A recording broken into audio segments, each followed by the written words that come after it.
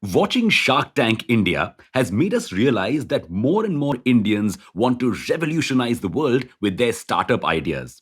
This urge to create something new and something big has given India 42 unicorns. That's a company valued at 1 billion US dollars in just the last year. This is all a gift of time and evolving economic policies. Because in pre 1991 India, it was almost impossible to even have a flourishing business. All thanks to the government's License Raj policy. Hi, this is Revolution Read On, a daily podcast where we break down one story from the world of business and finance. Here's your story for today. When we gained independence in 1947, the brightest minds of India came together to write a new future for the country. And many of these thinkers were inspired by the communist policies that the Soviet bloc was following. They thought that a government controlled economy would allow India to grow at a faster rate, something which was needed as British rule had left us extremely poor. Who else even had so many resources to strengthen the infrastructure? However, some others advocated for capitalism, saying that was the only way for India to grow and expand. So, ultimately, a compromise was struck and, quote unquote, economic socialism was born. Under economic socialism, private sector companies in India would exist, but it was the public sector that would be the star. In fact, Jawaharlal Nehru, our first prime minister, even said that the public sector must grow not only absolutely, but also relatively to the private sector. So the private sector became the stepchild. Now, to keep this stepchild in check and to make sure it does not steal the thunder of the public sector, new rules were introduced.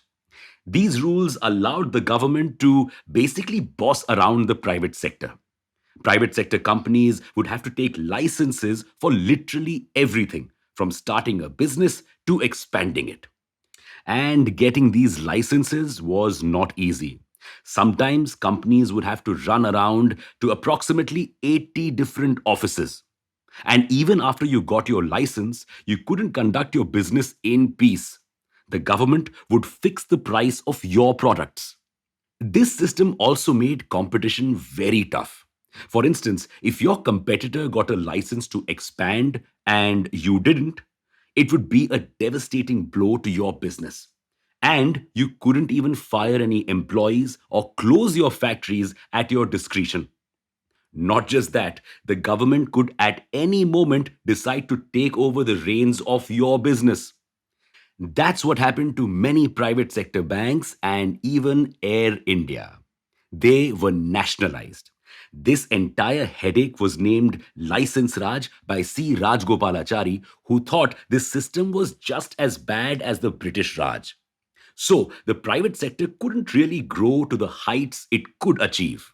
And meanwhile, the public sector became complacent under the government's rule. Their anti competitive stance made them lazy and unorganized, which is why many of them till date are making huge losses. All of this obviously negatively impacted the Indian economy. While other Asian economies were flourishing, Indonesia grew by 6%, Thailand 7%, Taiwan 8%, and South Korea 9%, India only grew by 4% in this period. Not only that, the government's focus on industrialization, which it thought was the fastest way India could become a global power, and the declining private sector meant that there were not enough consumer goods being produced in the country. So we had to heavily rely on imports. Meanwhile, since the rupee was overvalued, our exports accounted for only 5% of the GDP. Since the value of rupee was high, taking goods from us would cost other countries more. This increased India's fiscal deficit. That's the difference between the government's earnings and its expenditure. This imbalance between imports and exports also meant that our foreign exchange reserves were low. Somehow, despite all these troubles, India was managing. But then, several global crises, such as the Gulf War, the fall of the Soviet bloc, and two wars with Pakistan, made our situation much worse. We only had 3 weeks' worth of foreign exchange reserves left. This and the already high price of the value led to widespread inflation in India. The average rate of inflation in India in 1990-91 was around 10%, whereas the GDP growth rate declined to 5.5%. India's fiscal deficit grew from 5.71% to 8.4% of GDP in 1990-91. This was termed as the balance of payments crisis, which ended the license Raj policies and the tight control of the government over the private sector. Wondering how? You see, to get out of this economic crisis, India had to borrow money. It took a loan of 2.2 billion US dollars by pledging 67 tons of gold as collateral to the International Monetary Fund, or the IMF. But the IMF doesn't just loan out money to any and every country. It had a few conditions. Namely, that India would have to open up its economy and accept liberalization and globalization. And so, on April 27, 1991, a historic budget was announced that changed the course of India's economy. We embraced liberalization. While many have seen this move as a game changer for India, it has its own set of drawbacks. You see, it is liberalization which led to the spread of capitalism in India that caused massive wealth inequality.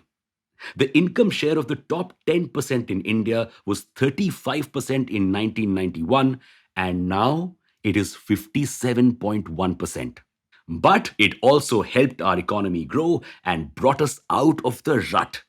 However, what's interesting now is that India is going in a completely different direction than the one we started out with. It is concentrating on converting the public sector enterprises into private sector companies to improve their performance.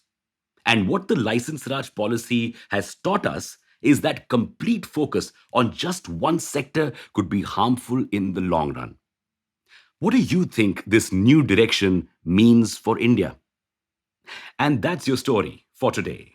Make sure to subscribe to this podcast and not miss out on your daily story from the world of finance. Thanks for listening in. Until next time, read on.